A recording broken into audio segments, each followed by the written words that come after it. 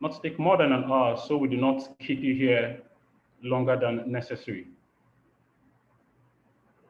Okay, now we have many people joining in as well from across Africa, from Nigeria, from every other part of the world. Everyone who have joined so far, you're most welcome.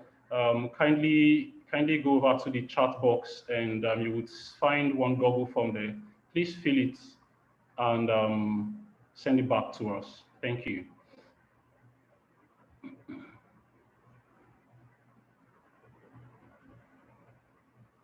Yeah, so we are talking about oranging the world, and that is what we've been doing.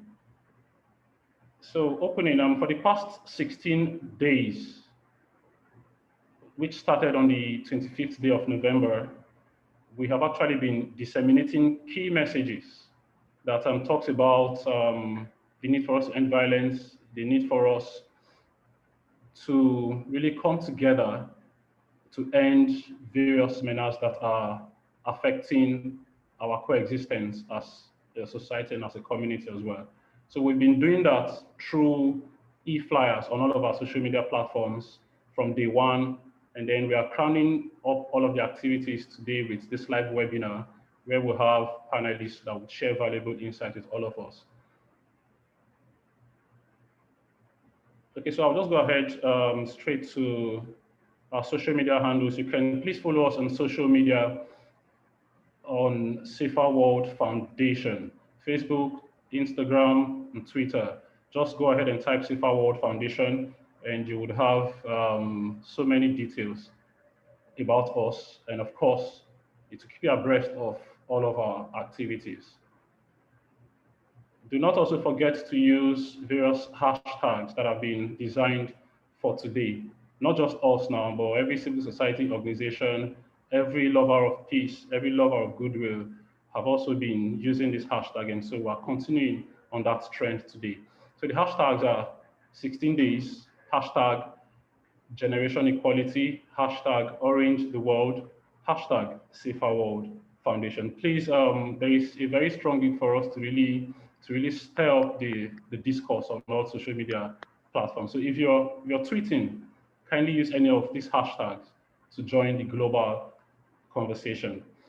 Now, like I said earlier, we've been able to put together panelists from across the world. Yeah, so we need to put together panelists from across the world who are well experienced, who are well grounded in these areas. Because I'm aware that more people have joined. Please, if you have just joined us, you're welcome to today's activity. We will be discussing demanding zero tolerance for gender-based violence against women. Okay, so you can as well go over to the chat box and fill up the form there so we can have your details and of course we'll keep in touch with you afterwards. We could actually form a very strong network from here, you know. So for everyone who have joined once again, you're most welcome. I'm seeing people from Maiduguri. All right then. So I'll go ahead to introduce the panelists that we have for today. So we have Faith Nekabari Infi. Can we have her on the screen, please?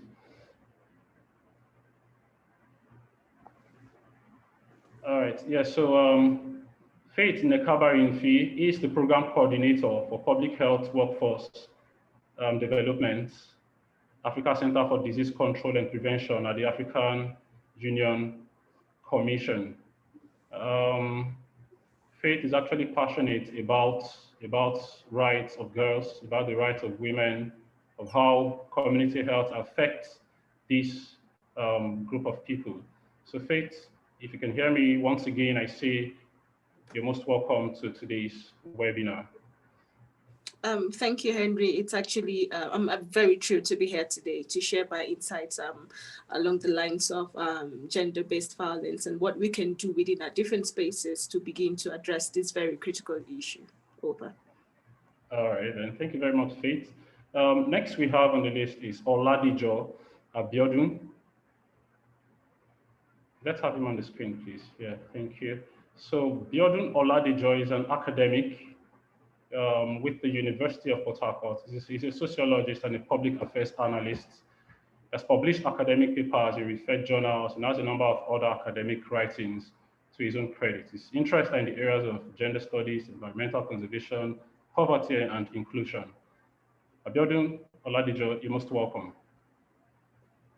Thank you, Henry. It's good to be here. Yeah. And so next we have Kaneng Rampam. Let's have Kaneng on the screen, please. Yeah, so Kaneng is the executive director and team lead of the KRP Foundation for Education and Migration Awareness.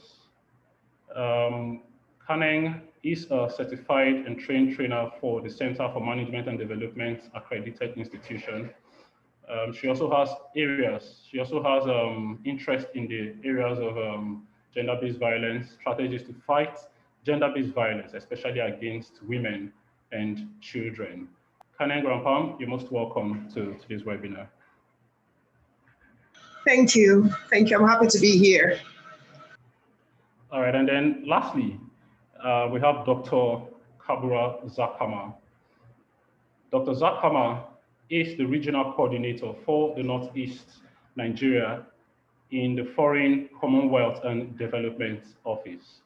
Dr. Zakama is a governance expert and has special interest in issues of marginalization, vulnerability, and voice. Now, Dr. Zakama is an inspirational poet, and he has written anger poems on politics, governance, and gender issues, especially on the girl child. Dr. Zakama, you're welcome.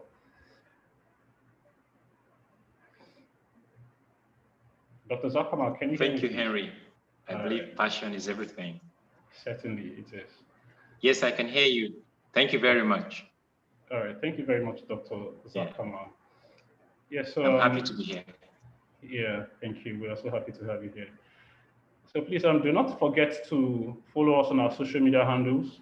You can just go ahead to type Safer World Foundation. We are streaming these events live on Facebook as well. So to our Facebook audience too, we welcome you to this special event. We also encourage you all to use the hashtag to continue the conversation. Hashtag 16 days, hashtag generation equality, hashtag orange the world, and hashtag Safer World Foundation. Please let us do well to keep the conversation going on all of these platforms. If you're just joining us, you're most welcome. We have put up the form on the chat box. Okay, so please kindly go over there and just fill up the form and then send it back to us. Thank you. So we would go straight to the panel session. We'll go straight to the panel session. Do not forget that we're talking about demanding zero tolerance for gender-based violence against women. So straight to the first question, and the first question will be directed to Kaneng Rampam. Now, we would like you to give us a general overview of gender-based violence and also what are those things that constitutes gender-based violence. Kaneng, if you can hear me, I'll take that question again. I heard you. Okay, yes, please. So we'd like you to give us a general overview of what gender-based violence is, and also what are those things that constitute gender-based violence. Over to you, Kaneng. Okay, thank you very much, Henry. Good evening if you're in Nigeria, and hello everyone from every other part of the world. So I will take a more global definition than try to break it down. So according to USAID, gender-based violence is violence directed at an individual based on their biological sex, their gender identity, or perceived adherence to some socially defined norms of masculinity or femininity. It includes physical and sexual and even psychological abuse, whether occurring in public or in private life. Gender-based violence can include female infanticide, child abuse, sex trafficking, forced labor, sexual coercion and abuse, neglect, domestic violence, elder abuse. So this cuts across all ages, harmful traditional practices such as early or forced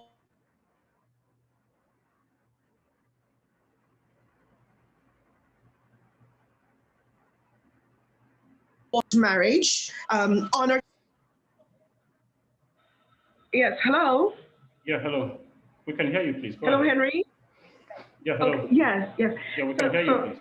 Yes, thank you. So basically, this is what gender-based violence constitutes. So it is the discrimination or abuse or deprivation. Okay, so I think we have lost you there. Or coercion any individual based on their sex or gender. Now, this is gender-based violence. So it cuts across all ages and both genders, male or female.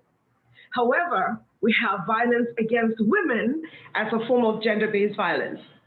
And any type of deprivation, coercion, or any of the harmful practices, cultural, religious, whichever way, that is meted against a woman is considered violence against women. And so you see, gender-based violence is two-pronged. And for the purposes of our discussion, looking at violence against women, because so far, more than 750 million women globally have suffered different, or actually suffering different forms of abuse. We have different contexts. We can localize to the Nigerian context. We have the global context. But any form of activity or behavior that infringes, especially on the fundamental rights of women, constitutes gender-based violence and violence more specifically against women. And it is good to know, or note rather, that women's rights are human rights because women are humans. And I'm hoping we'll have the opportunity to discuss that a little bit more so that we're all aware. So basically, this is the definition of gender-based violence. And these are the forms or things or activities or threats or horrible things that happen that constitute violence against women, more specifically, but gender-based violence. All right, Thank you. Tani, okay, thank you so much for sharing your thoughts with us.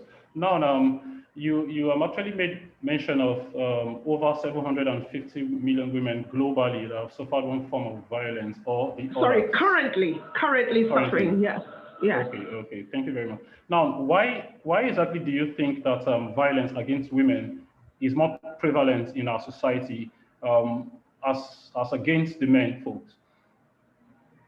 Okay, by society, I guess you're talking about maybe sub-Saharan Africa or Africa, but it's actually everywhere.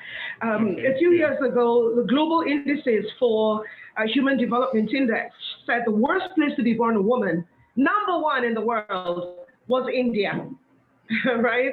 And the best place to be born a woman being Canada. And why is this? Nigeria is somewhere in between.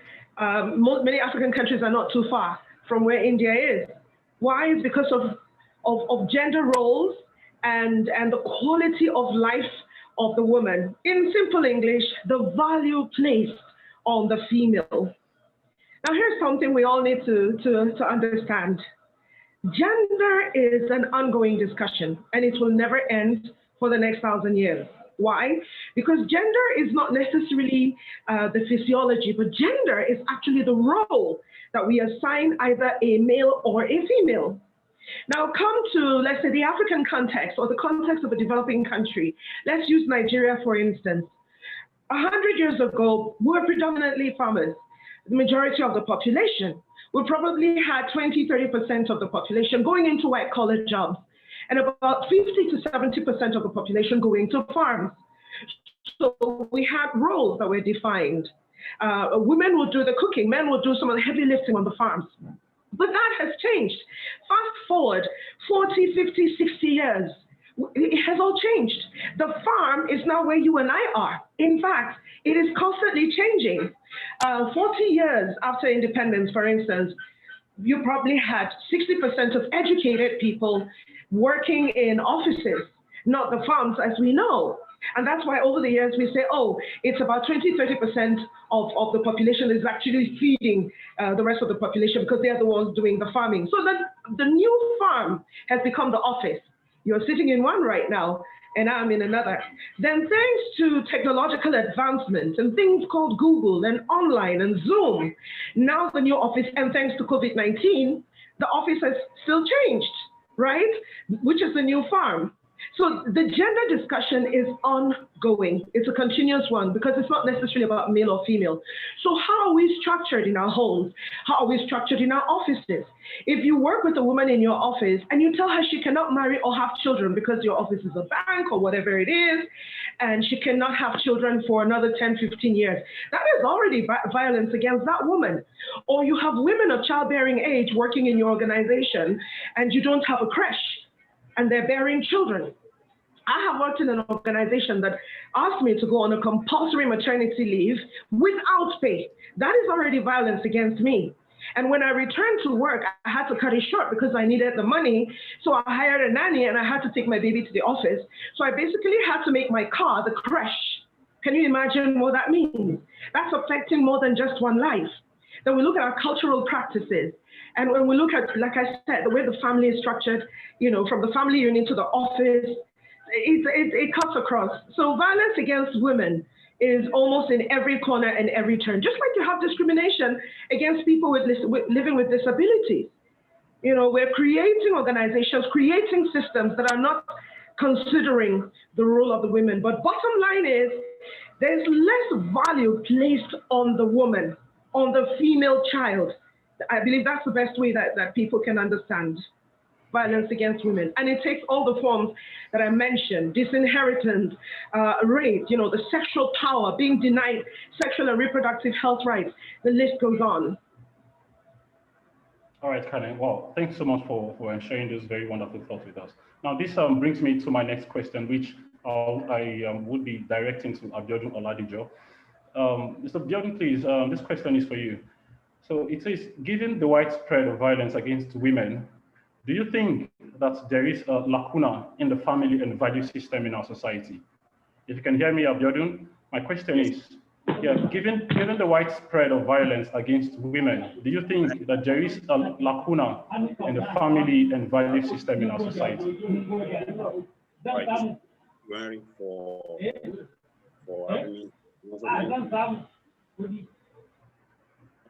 I think the last speaker has already, you know, delved into some of the issues that I would have mentioned, but I'm just going to, you know, very briefly. You know, family is the base of the society. As a matter of fact, what you have as society is just an aggregate of family experiences. So I think there is some kind of fault in the gendering process that, you know, children go through in the family. Like she mentioned earlier, the way we become men and women is a bit faulty. Women are told to be careful, to be, you know, to mind things that they do. Women are seen to be weak, while men are seen to be strong. So I think there is some problem with the way, you know, we raise men and we raise women. So I think the process, and also the value system that in Africa, for instance, we have a system called patriarchy that places emphasis on male dominance. You know, so that kind of value system has already shortchanged women or females, if you like. So I think there is some void in our value system which confers superiority to men and also inferiority to women. So that it's some lacuna there. Okay. Now, I actually think you've mentioned some of the issues. Now, given the cases that you have cited, how do you think we can handle some of these challenges? How do you think we can make sure that all these challenges are surmounted? Okay, I think one of the things that is critical, I mean, that are critical for dealing with gender-based violence is we need to treat the issue of poverty. I think with poverty comes vulnerability. For instance, you hardly will be able to you know, sexually harass the daughter of a vice president of Nigeria, for instance, because she's not accessible. The father is rich. She's not vulnerable to, what people from poor backgrounds are vulnerable to. Also, we need to address the need for us to increase the public enlightenment and gender advocacy. And I also think that to some degree, women also have some work to do in this sense. I did a paper in 2016, and the focus of that paper was that I was looking at how women have even encouraged gender-based violence or even sexism. For instance, some women tend to reinforce their inferiority position. So I think there is need for serious advocacy to look at how these kind of mindsets can be corrected. And also, we need to look at the issue of political will. For instance, in Africa, we have very peculiar circumstances. I think our leaders in Africa, they are not really concerned about gender-based violence. I'm going to give you some instances. I think it's not a priority to them. For instance, in South Africa, for instance, daily, over 180 cases of rape are reported to the police. And when you do the calculation in a year, that would be about 60,000, cases. But the grim reality is that just about 8% of these cases or the offenders are handed guilty verdict in the year. That tells you that other people will be able to go back and do the same thing over and over again, not because there won't be any repercussions. So I think there is need for increased political will. Government should begin to look at it's beyond building roads, funding education, or the lives of the people should matter. And I think these are things that we can do to correct this issue. Okay, all right. Thank you so much, Abeni, for sharing your good thoughts there.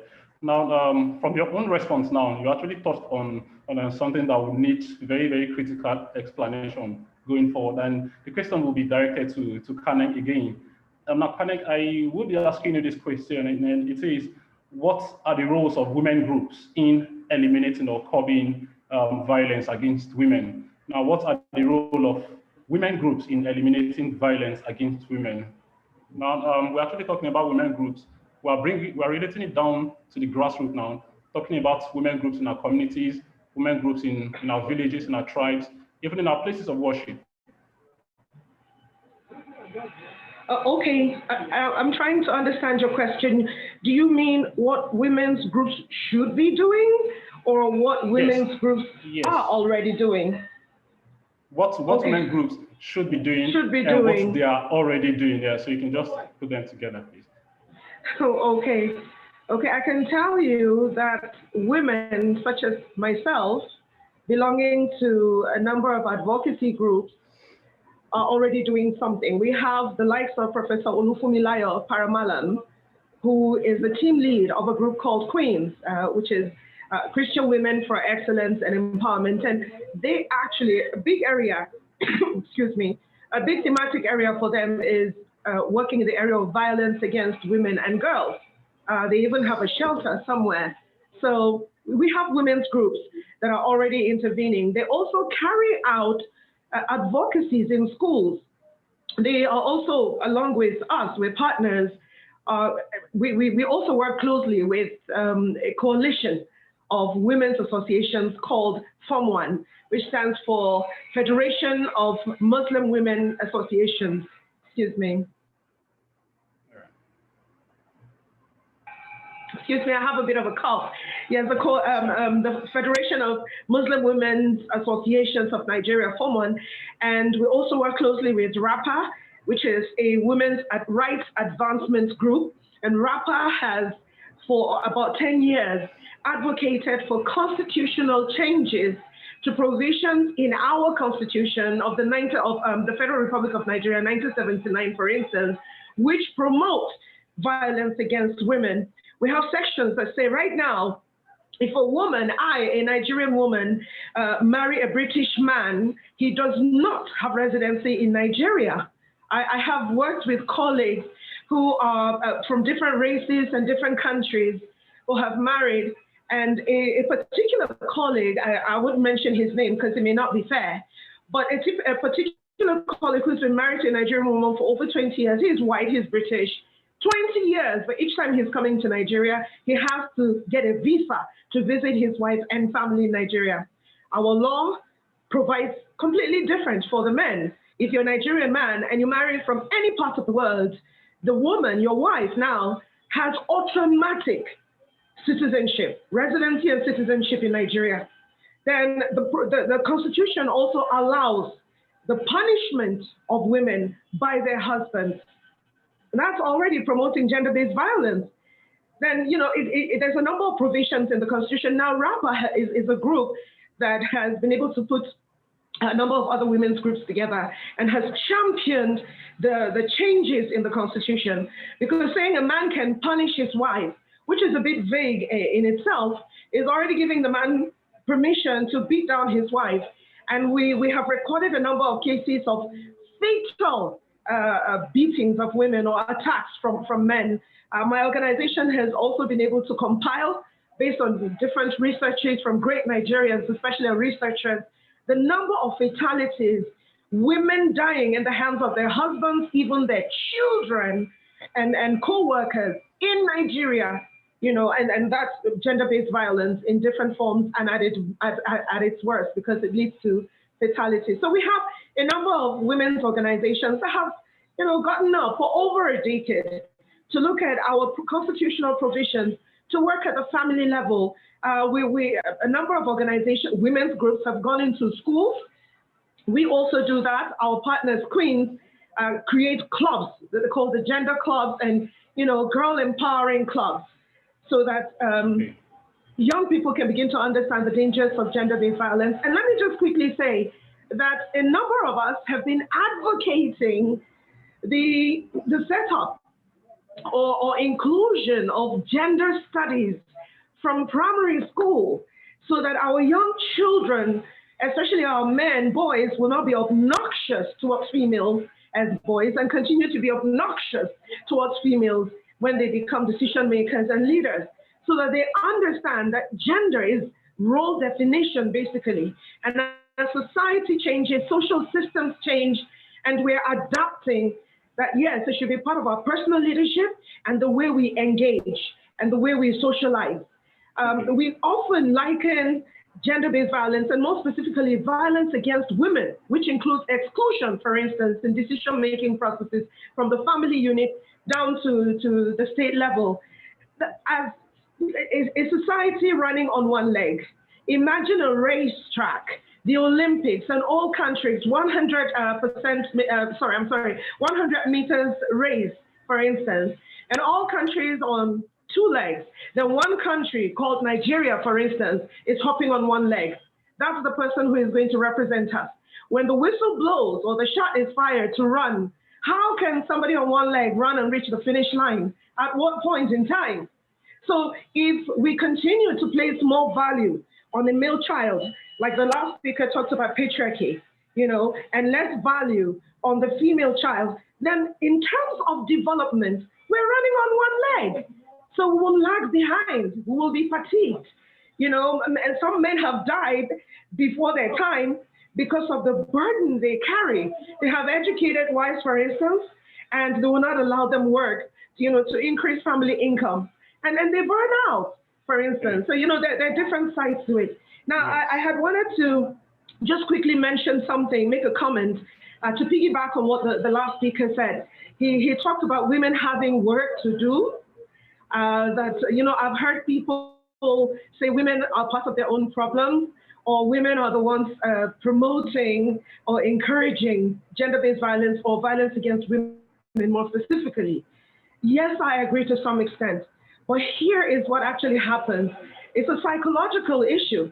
The way it typifies how paradigms are formed. Many women will tell their daughters, you have to be cut, otherwise you cannot marry. And an educated girl is saying, mother, why? Why do I have to go through this life-threatening and obviously useless procedure that doesn't add any value to my life? And the mother says, oh, that's how it has always been done. You know, and we can look at it from different sections and different religious practices. The examples are there, and there are many. So, but for women, where you find women doing things or saying things that promote forms of violence against women, it is because they are the unfortunate victims themselves, our mothers, you know, of negative paradigms that have been formed a long time ago.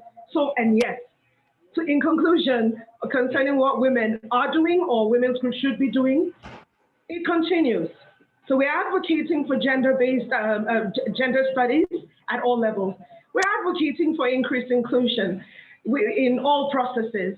I hope I'll have a moment to talk about Resolution 1325, for instance, you know, that is mostly about inclusion of women, protection of women, you know, increased participation of women from the family unit in decision making, in how our society will progress from the family unit. So women are doing a lot, but we need men like you to amplify the voice. Certainly, certainly. Okay, now thank you very much for sharing your insights with the all of us there. Now, I would direct my next question to Dr. Zakama. Now, Dr. Zakama, as an active and as a vibrant and active civil society practitioner with many years of experience working in Nigeria's Northeast, we actually know that that region is somewhere that has experienced a whole lot of violent conflict for many years now. Now, what are civil society organizations doing in that region to ensure that there is zero tolerance for violence against women? Thank you very much, Henry. It gives me pleasure to be with you today. You did a good job of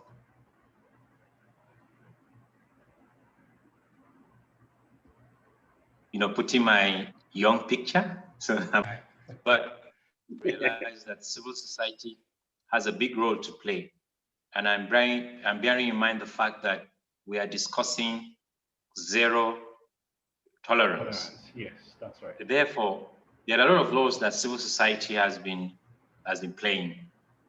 One of which, from the beginning, I think is support to victims of domestic violence, of maybe violence against women and girls. And this support is not just about helping the victim, but also about promoting a culture of support. So when civil society support victims, they are demonstrating to communities that we need to all rally around and support gender, to stop the violence against women and girls. Another thing is, after that, then they do advocacy. One, they advocate for legislation. We are aware of how much civil society have been engaged in trying to promote legislation against domestic violence. And they do that by, first of all, partnering and building coalitions. So not one civil society organization can do it.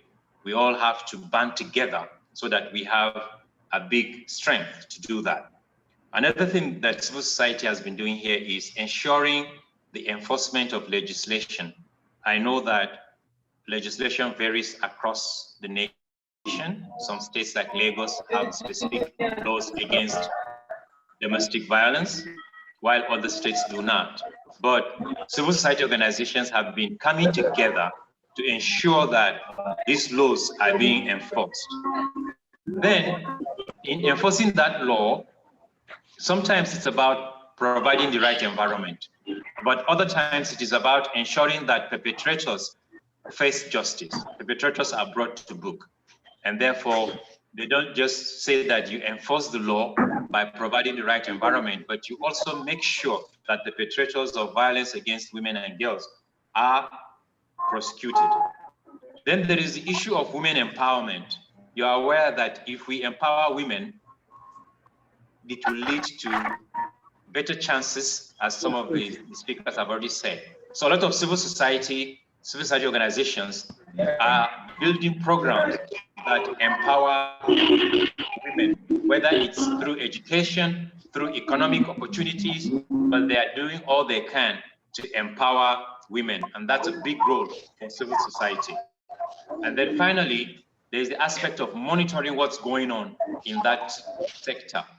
A lot of civil society organizations are collecting data and monitoring everything that's happening in the sphere of violence against women and girls. And I think that these are some of the critical roles that civil society have been playing and are playing, and are indeed building on to even have a greater response. I would like to stop here. Thank you. All right, wow, that's wonderful. Thank you so much, Dr. Zakama. This will bring me to my next question, and I would direct it to Faith. Yes, I will direct my next question to Faith.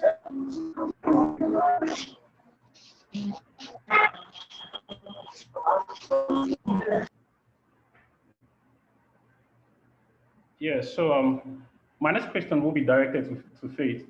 Now,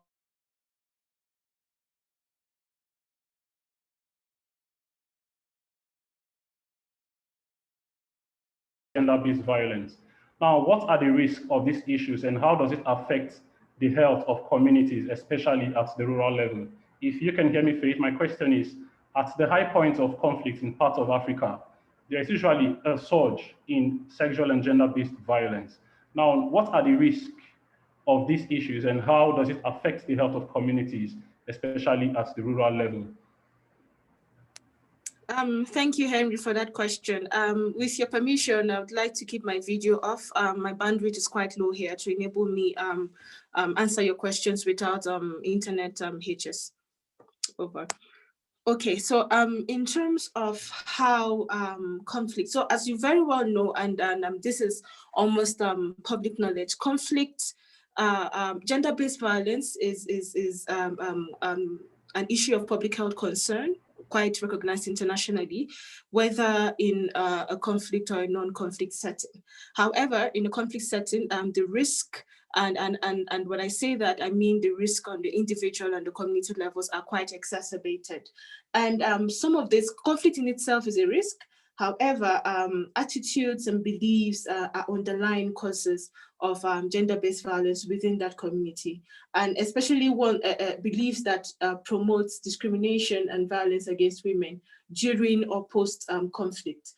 Some of these risks that I have seen, possibly from experience and from studies, the disintegration of family cohesion because of the conflict. Then the fiber that holds the community together as well, it's almost non-existent. Then in terms of health outcomes for victims of gender-based violence in a conflict setting, you would also agree with me that health services that are supposed to be there to provide both mental, physical, and psychosocial support to victims are not available. The law enforcement agencies as well are not available. So in terms of how this tears down the community, it's quite enormous. And I think that this should begin to gain the kind of traction that other health components, such as infectious diseases, especially what we're dealing with now currently, COVID, it should begin to gain the kind of traction that these diseases are gaining in our communities. Because whether we like it or not, gender-based violence and its consequences on the individual and the communities have accounted for a huge increase in maternal mortality, in broad mortality, and other poor health outcomes that our countries within Africa continue to face on a yearly scale when we take the statistics. Over to you.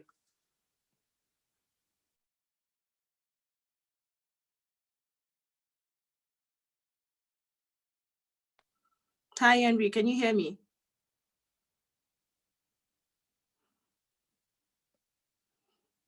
Hello?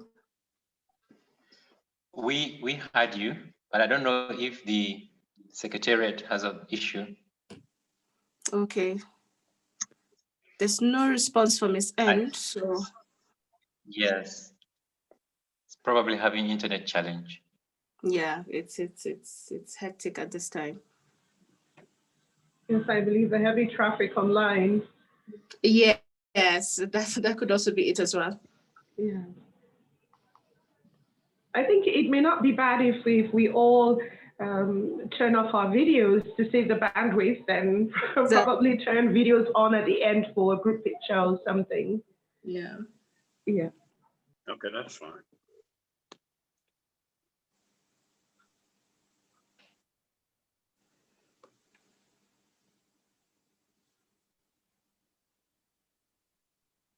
So I'll just wait. Hopefully he comes back on.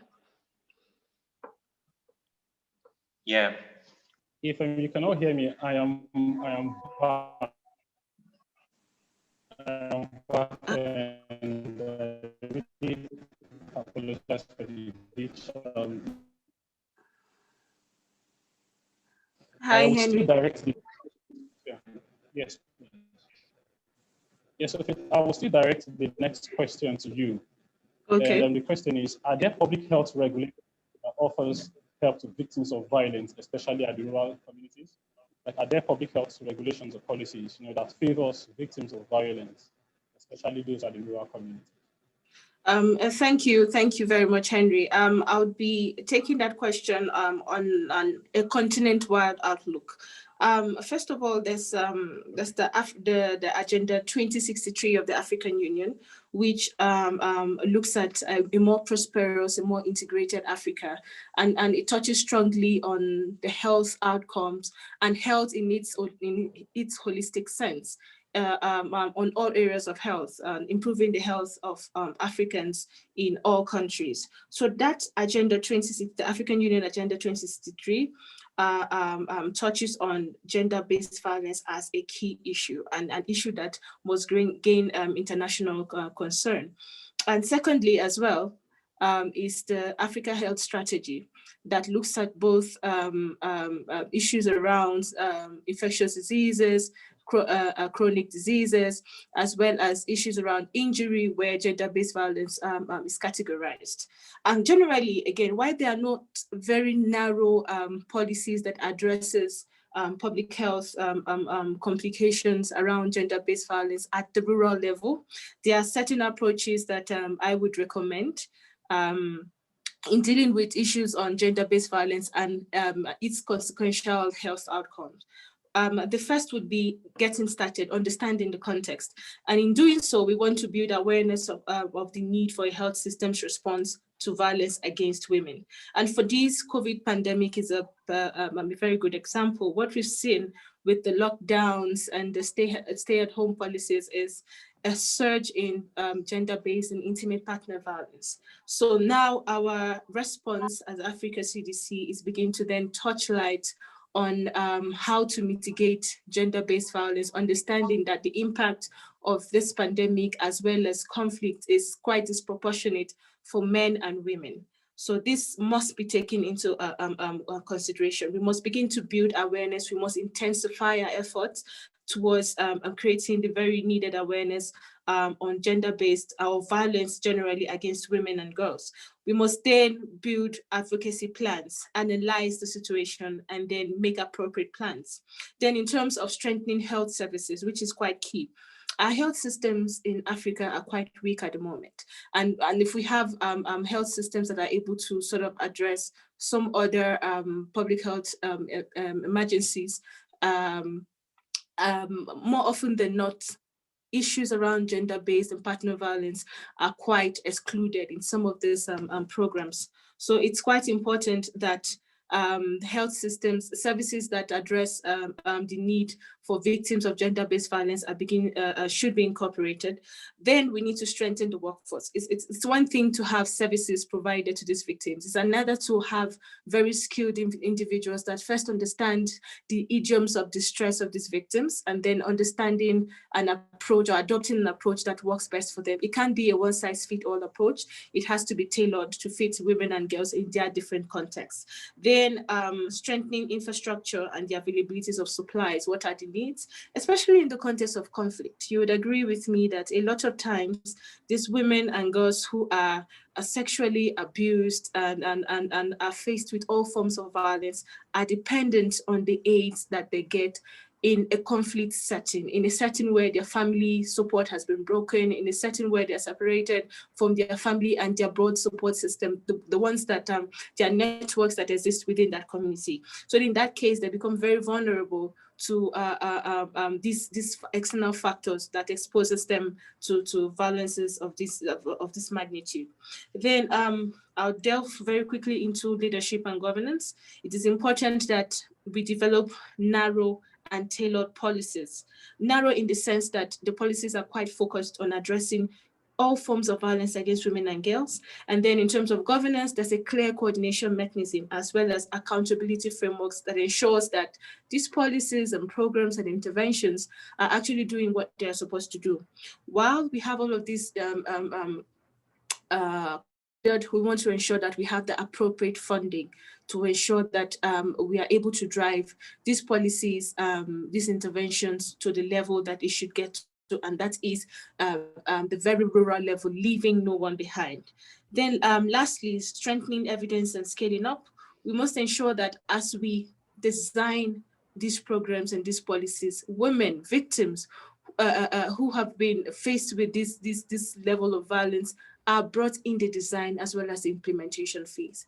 They need to understand what the program is about. They need to be brought in and they need to be drivers of these programs as well. And while we do this, it is imperative that we collect data, we monitor these policies and programs, and we evaluate. And then we already begin to work out strategies for scaling up.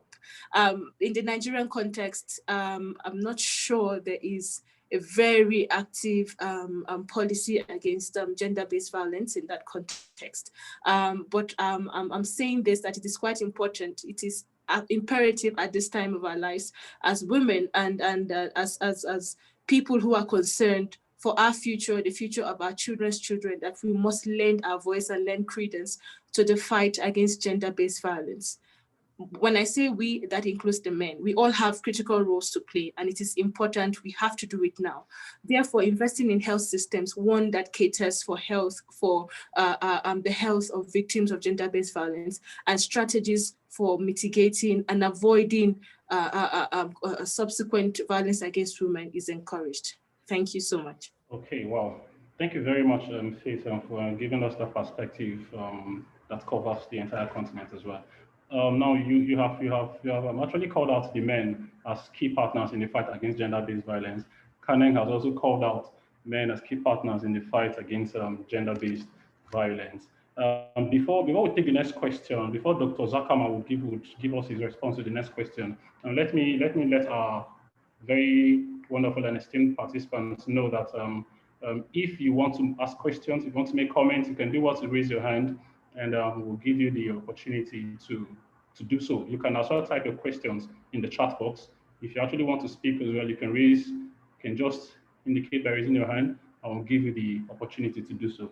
Now, Dr. Zakama, since there are two female speakers that have actually called out the men as key partners, now we would like you to tell us the role of men groups in eliminating or curbing violence against women. What should the men do, and what have the men already been doing in the fight against gender-based violence? Talk to us, please, Dr. Zakama. All right, thank you. Thank you, Henry. I'll also keep my video off so that it will help the bandwidth. Okay. Now, somebody said that violence against women, some, not all men and boys, are part of the problem, but all of them need to become part of the solution. And Faith said that attitudes and behaviors are critical. And that's where we usually start. We want to change attitudes and behavior so that there will be empowerment of women and girls. And that will lead to gender equality and gender equity. And then the society will be developed. But then we need to work with boys and men in order to get that change in attitudes and behaviors. Now, what is the rationale for involving men in this fight against gender-based violence or against violence against women and girls? Men have tremendous power over women, especially in decision-making. You remember in the past when we were doing reproductive health services and we wanted birth control or we wanted child spacing, and we took the services to the maternity clinic, the antenatal clinics, and we were really working with the women to pass the message and the commodities. But when they get home, it was the men that were making the decisions. Therefore, all our work in the maternity clinics and antenatal clinics were not working until we began to involve men. So because men wield tremendous power over women in our communities, we need to involve them.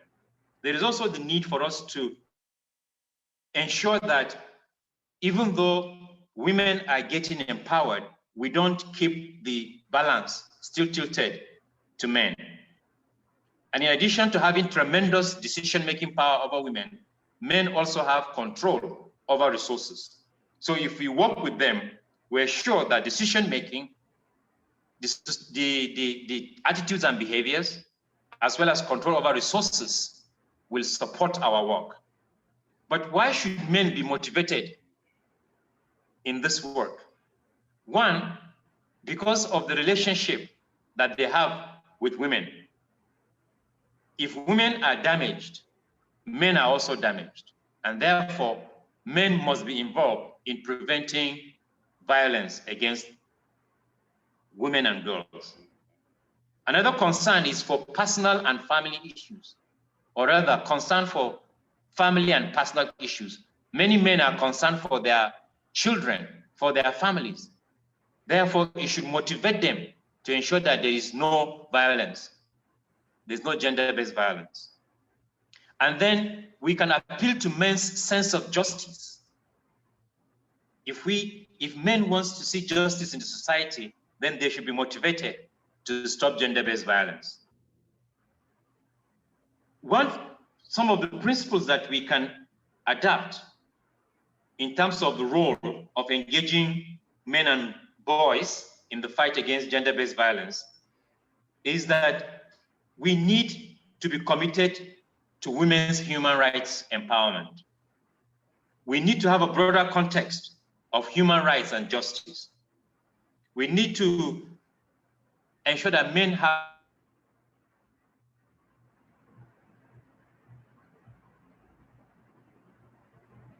Hello, Dr. Zakama.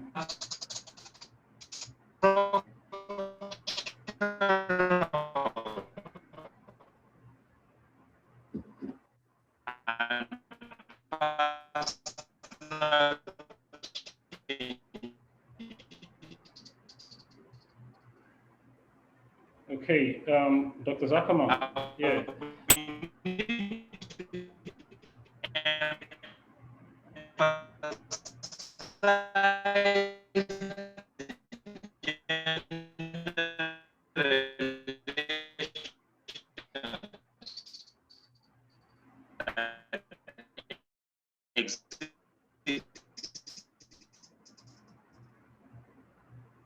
We also need to be accountable in our relationships. All right. Therefore,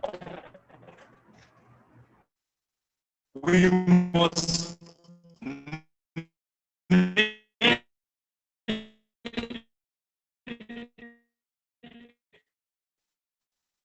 must work with men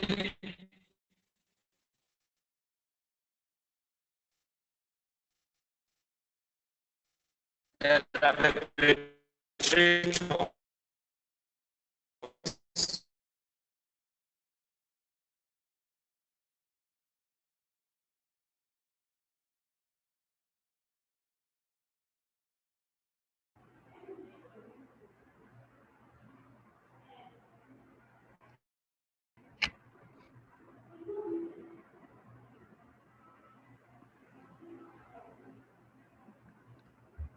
I seem to have lost everybody.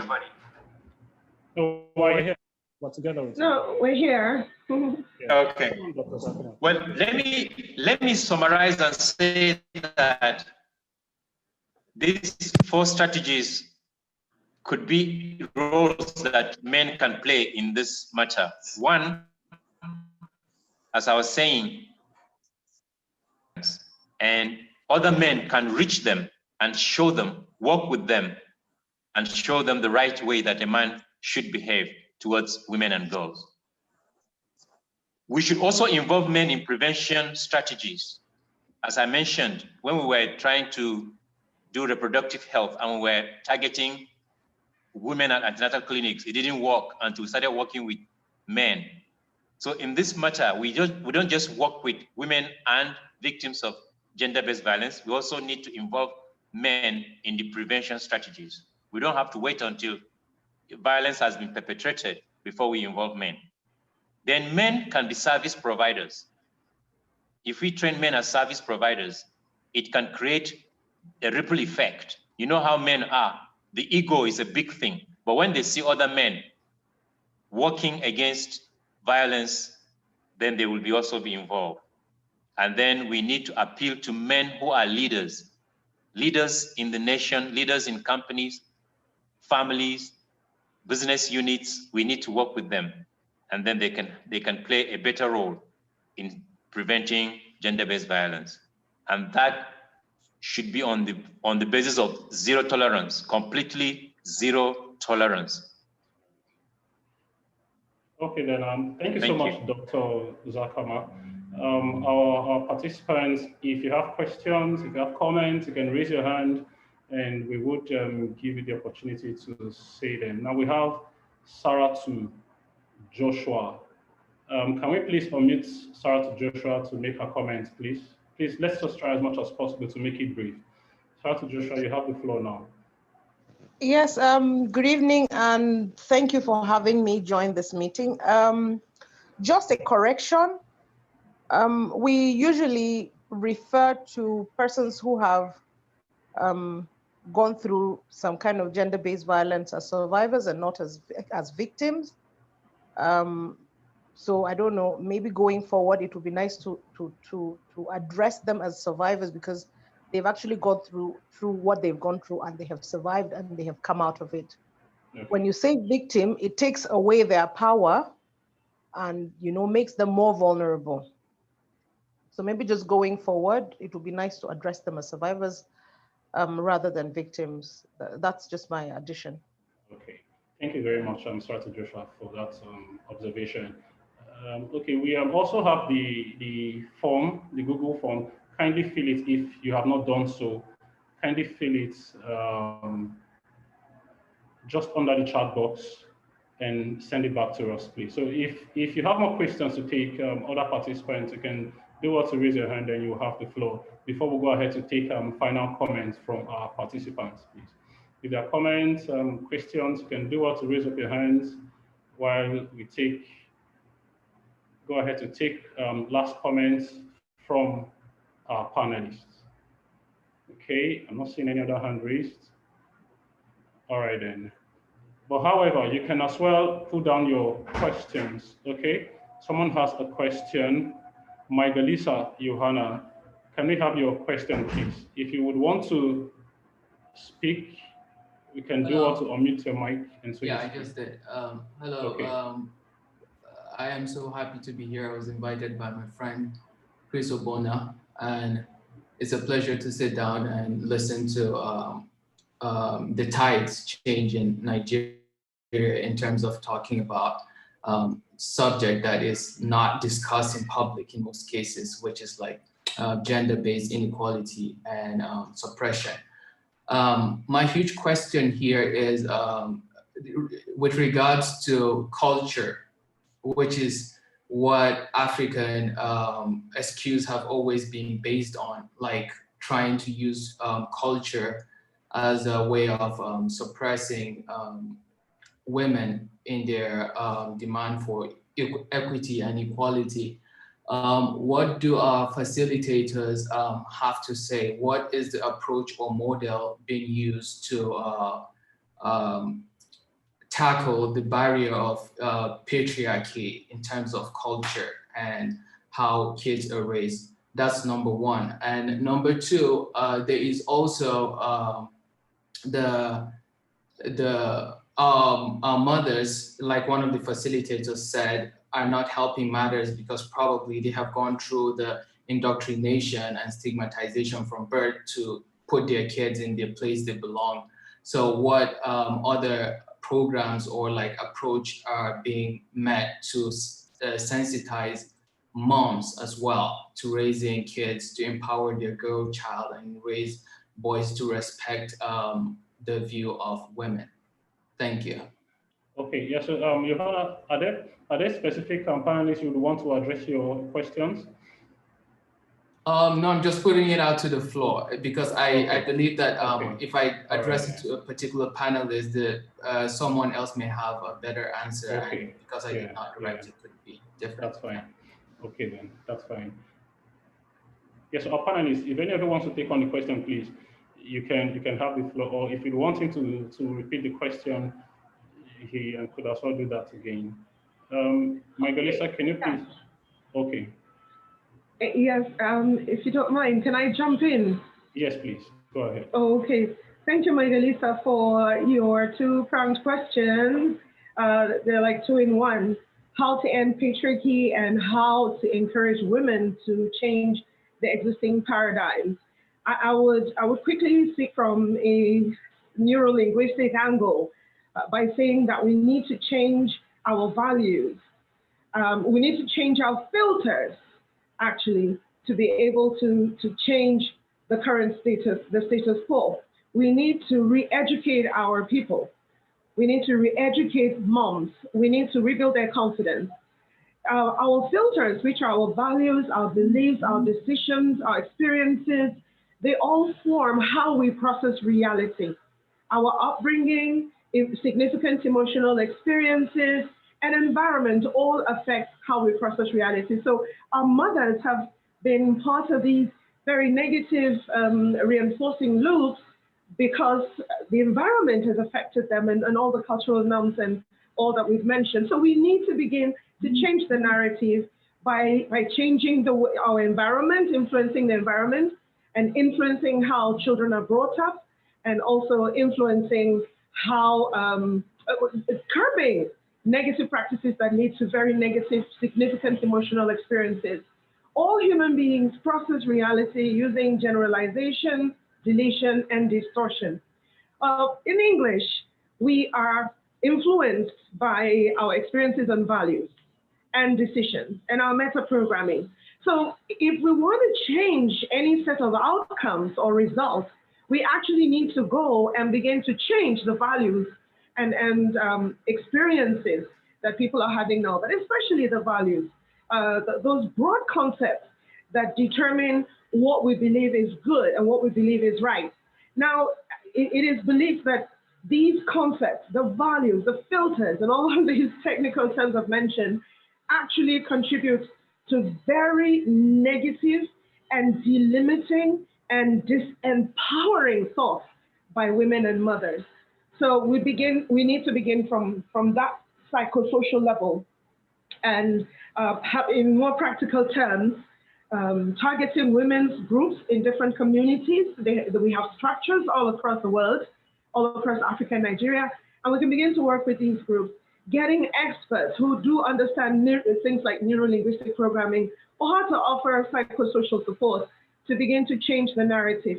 Science tells us that the woman's brain can process much more complex elements and things than the brain of a typical male.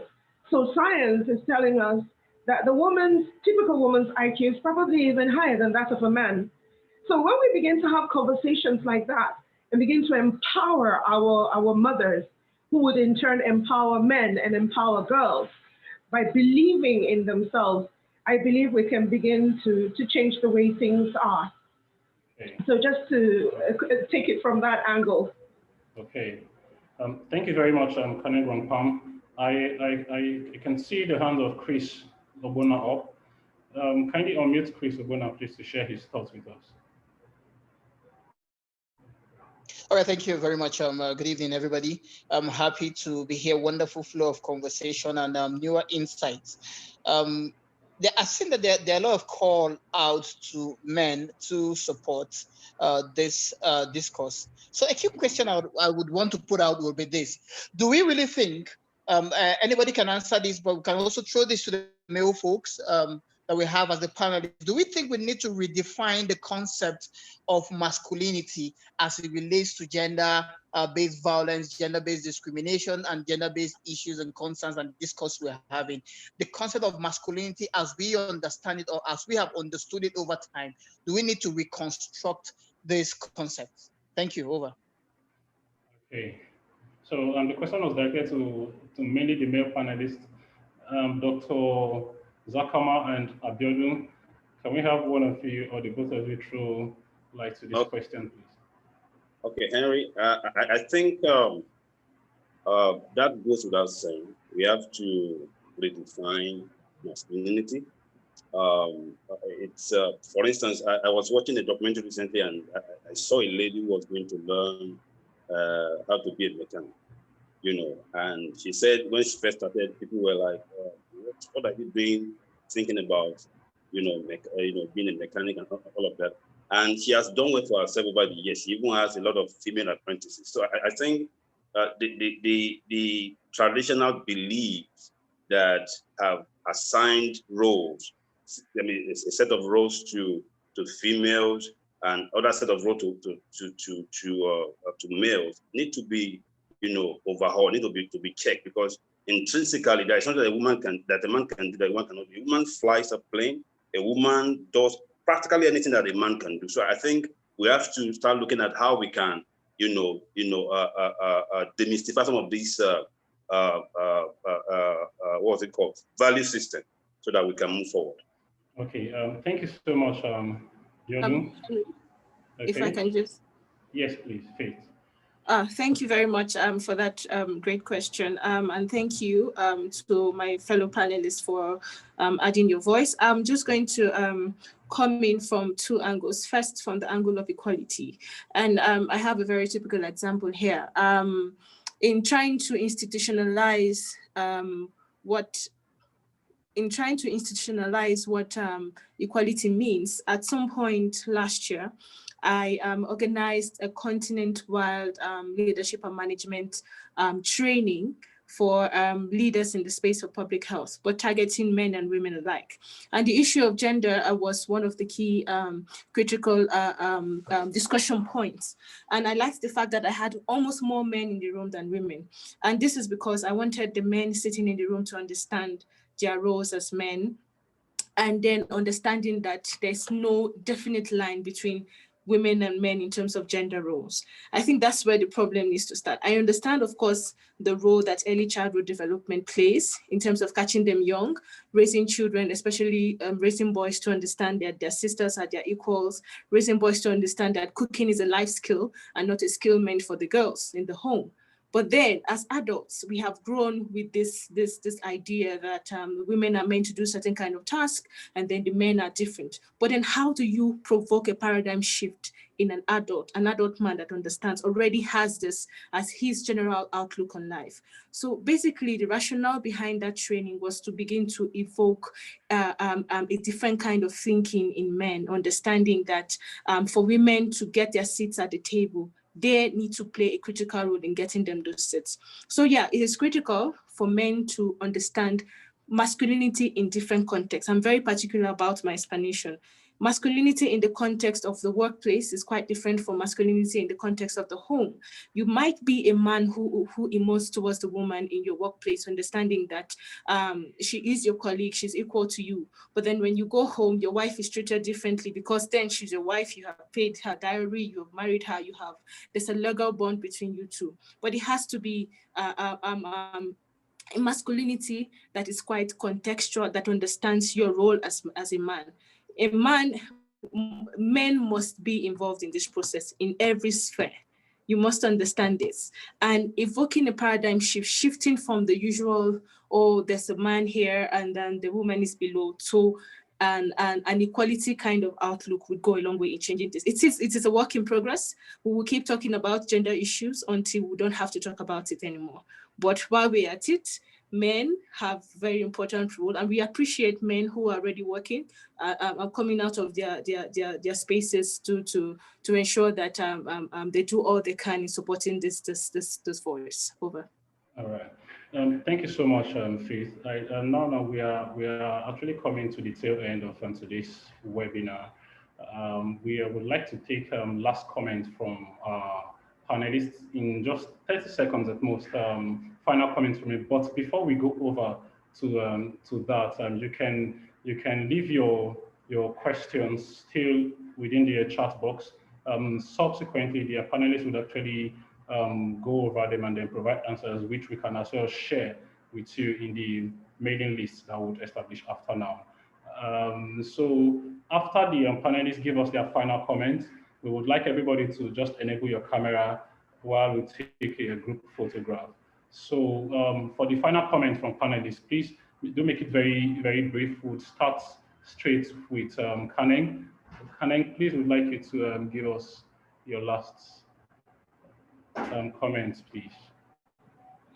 Oh, I feel like crying because I had a few more things to say, especially to back up Faith's input on health elements. But in a nutshell, if I can just quickly say something about that, we have more women and girls infected by HIV globally each year because they are less empowered when it comes to sexual relationships or sexual decisions. And there's a whole lot. I hope someday we'll have the opportunity to talk about HIV and AIDS and women, violence against women. There's a whole lot to share in that regard. I would like to remind our audiences and other colleagues about the definition of gender-based violence. Again, according to the United Nations General Assembly's 1995 definition, it is any act based on violence that results in or is likely to result in physical, sexual, or psychological harm or suffering to women, including threats of such acts, coercion, or arbitrary deprivation of liberty, whether occurring in public or in private life. We can do a lot to change the way things are. I know I've mentioned the neuro-linguistic elements and approaches, but it's multi-pronged. At the institutional level, policy-making level, a lot needs to be done. Let's remember that women's rights are human rights. So this is a discussion about fundamental human rights. MDGs, Goal 3, in Nigeria, for instance, many states collected billions under MDGs, but were reluctant to achieve some of the goals, especially Goal 3, now which is now SDG 5, for instance, achieving gender equality and the empowerment of women and girls. So state governments, let me use Nigeria as a context, are not supposed to choose and drop the goals. They are jointly linked, and one cannot be achieved without the other. We're still struggling to have them domesticate and have governors sign into law the Gender and Equal Opportunities Bill, which actually protects men and specifically mentions that. So there's a whole lot that can be done. We need to end all forms of discrimination against women and girls everywhere. We need to stop the disinheritance of women.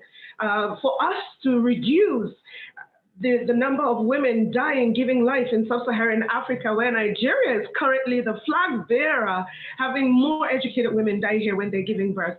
We need to look at our laws. We need to look at our budgets to the health sector so that, and we also need to give more women rights. I had a few stories to share of a young woman who was referred to about 3 hospitals, general hospitals in Abuja while she was in labor. The school she was working with had to contribute money to take her to a private hospital to save her life and the baby's life, so that she doesn't die. Some of the excuses given by some of the hospitals were that there were not enough bed spaces, or you can imagine a situation like that. So let us look at women as co-contributors to development, as co-breadwinners. We have mothers who fry bean cake and roast corn, who are almost the breadwinners in their homes because their husbands, the fathers or grandfathers have been retired, don't have any other skill, or are sick.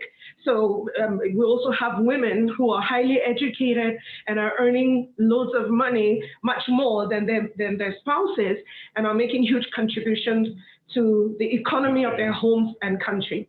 So women's rights are human rights, and women are here to help society. And for us to develop and to run on both legs, we need to understand the concept of equity and equality. Okay. It is not a competition. All right. Thank you. Thank you very much, Kaneng. So we will take Dr. Zakama now. Dr. Zakama, your last comment, please, 30 seconds. Yes, I would like us to take note of the spirit of today's discussion. One, understanding what gender violence is and taking concrete action against it. in all its ramifications. Second, we are talking about zero tolerance, completely zero tolerance. My friend puts it this way, that if a man wants to slap his wife, even if he withdraws his hand halfway to her face, she should not tolerate it. And that's zero tolerance. It also behoves all of us to create safeguards against gender-based violence.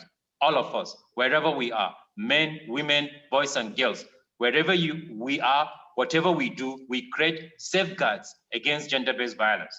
And then it's going to be tough, but we can be, each of us can be a droplet of change that can gather momentum and stop the practice at every level, culturally, socially, community-wise, and wherever we find ourselves. And thank you, everyone.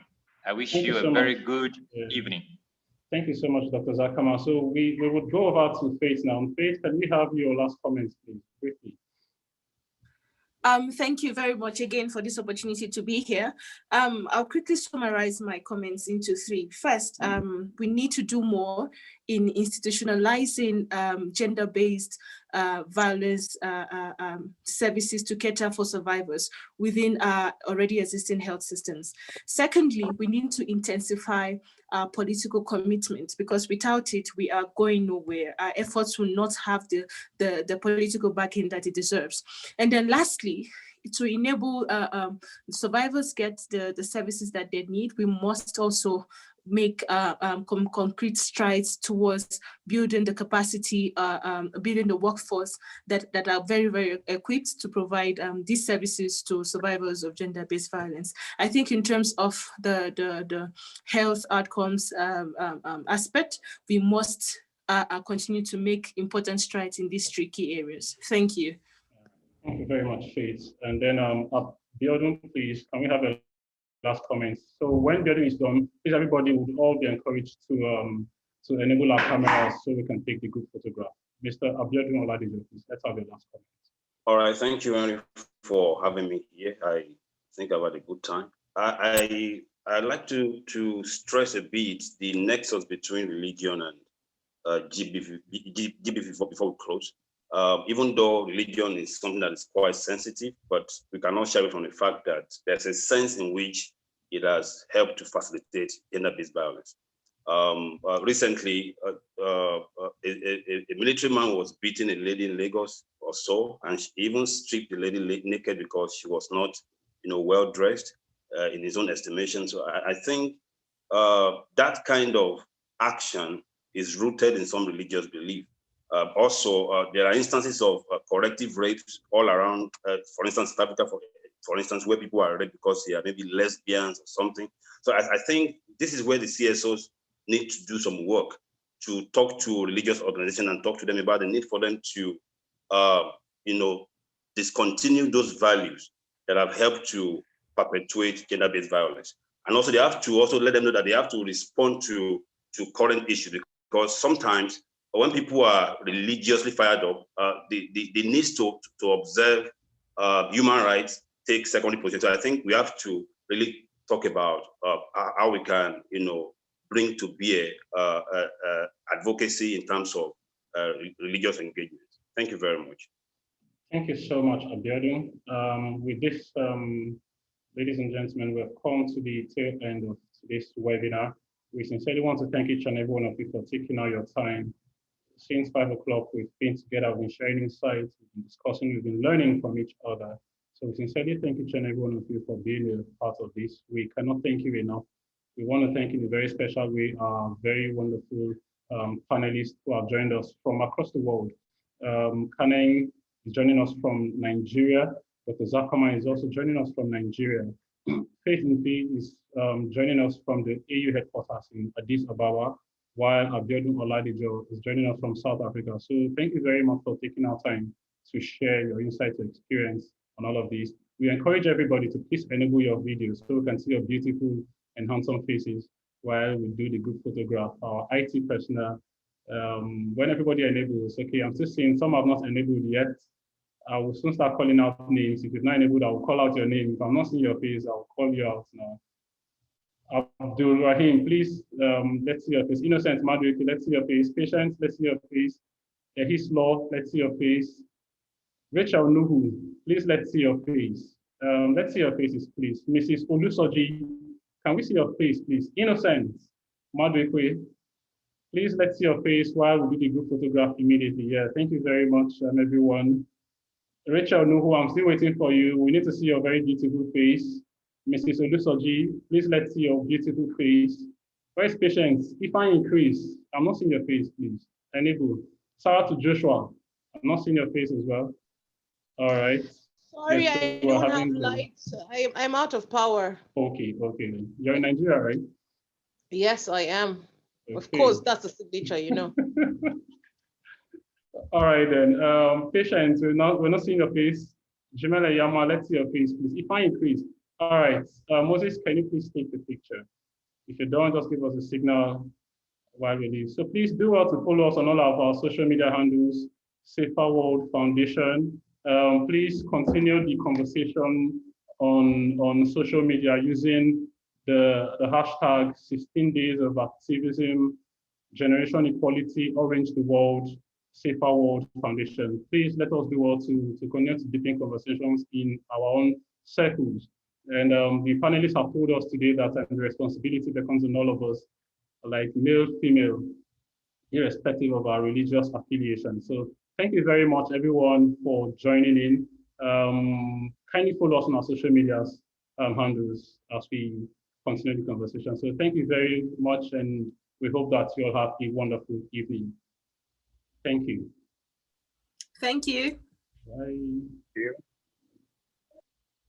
Thank you. Thank you very much, everybody. Thank you, everyone. Have a good night. Goodbye, everyone. Thank you. Yes, so I will actually be the last person to leave this group today. Everything.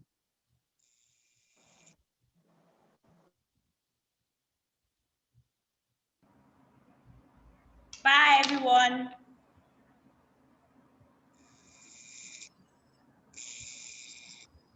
Bye-bye.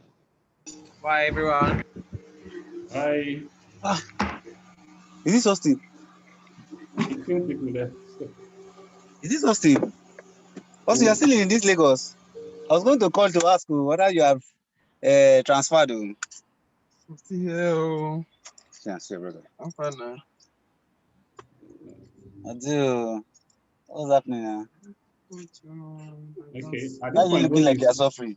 At this point, Moses, you need to mute everybody. All right. Thank you very much, everyone, and have a wonderful evening. You too, Henry. Bye. Okay, Mercy. Let's go have dinner.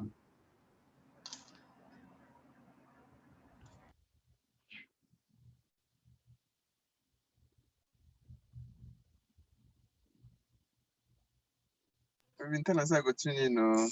Hey, it's bye-bye now. Austin.